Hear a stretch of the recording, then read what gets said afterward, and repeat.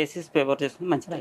Power consumption ఎలా ఉంటుంది normal split ఏసీకి, టవర్ ఏసీకి, క్యాసెట్ ఏసీకి సెంట్రలైజ్డ్ ఉంటాయి కదా వాటికి? స్టార్ రేటింగ్ బట్టి పవర్ కండిషన్ కూడా మారుతుంది. 3 స్టార్ అయితే కనుక కొంచెం లోలో వస్తుంది. ఏసీ 18లో పెడితే కంటిన్యూగా రన్ అవుతుందండి. ఏసీ అయితే 18లో కాకుండా 24, 26లో పెట్టుకుంటే ఒక రూమ్ టెంపరేచర్ బట్టి కూలింగ్ అయిన తర్వాత కట్ ఆఫ్ అవుతుందండి. అవుట్డోర్ కట్ ఆఫ్ అవ్వడం వల్ల కూలింగ్ ఎఫెక్ట్ కూడా మారుతూ ఉంటుంది.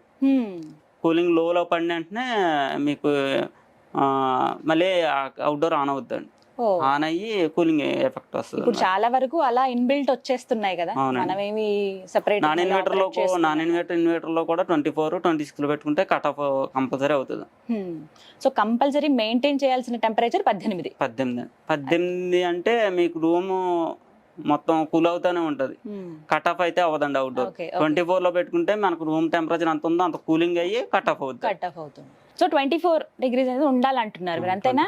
ఆ టెంపరేచర్. సో 24లో మనం ఏసీ కనుక మెయింటైన్ చేస్తే పవర్ బిల్ తక్కువ వస్తుందని చెప్తున్నారు రాంబాబు గారు.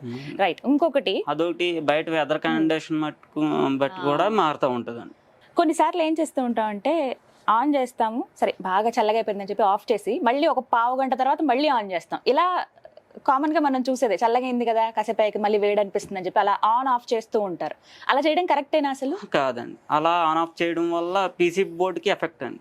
పీసీబీ బోర్డు అండ్ కంప్రెసర్కి ఎఫెక్ట్ అండి. అలా ఆన్ చేయకూడదండి. 24లో పెట్టుకుని ఏసీ నడిపిస్తే ప్రాబ్లం ఏమి ఉండదండి. అవుట్డోర్ కట్ ఆఫ్ అవుతూ ఉంటుంది. కూలింగ్ ఎఫెక్ట్ కూడా మీకు రూమ్ టెంపరేచర్ బట్టి సరిపోతుంది.